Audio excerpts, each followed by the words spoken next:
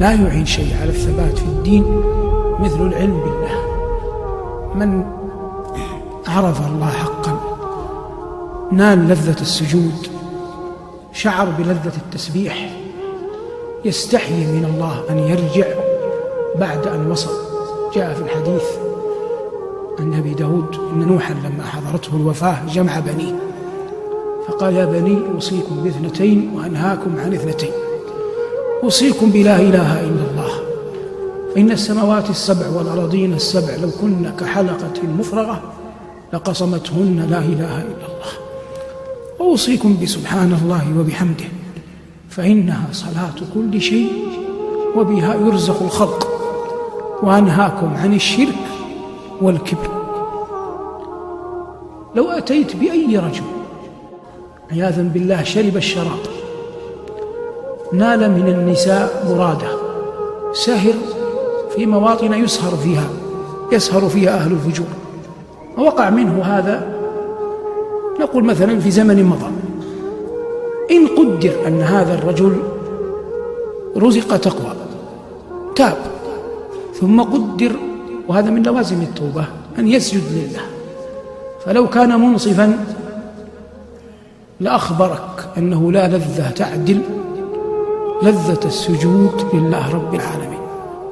يعني مثلا الحمد لله على فضله وكرمه، نسأل الله حسن الختام، عصمنا الله من اللذات الحرام صغارا وكبارا، لكن مع ذلك نحن نجزم يقينا مع أن الله حفظنا كما حفظكم من اللذة الحرام، لكن نجزم أنه لا شيء يعدل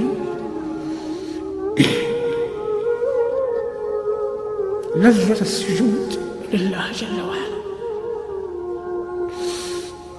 عز ما في الإنسان جبهته،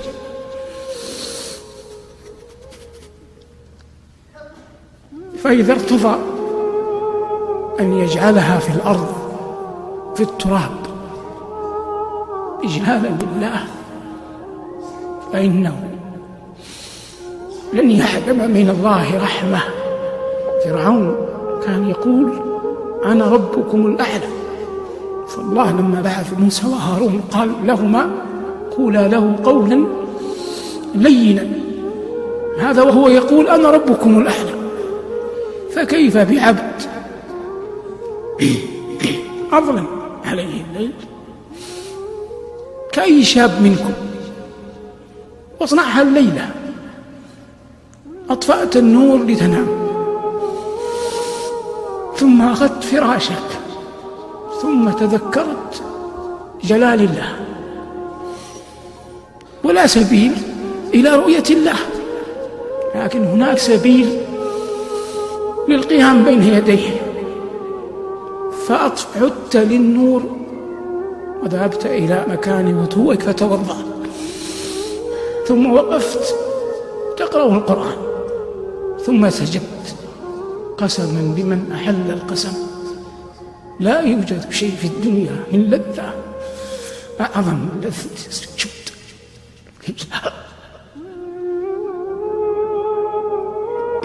الله يقول لنبيه: وتوكل على العزيز الرحيم الذي يراك حين تقوم وتقلبك في الساجدين.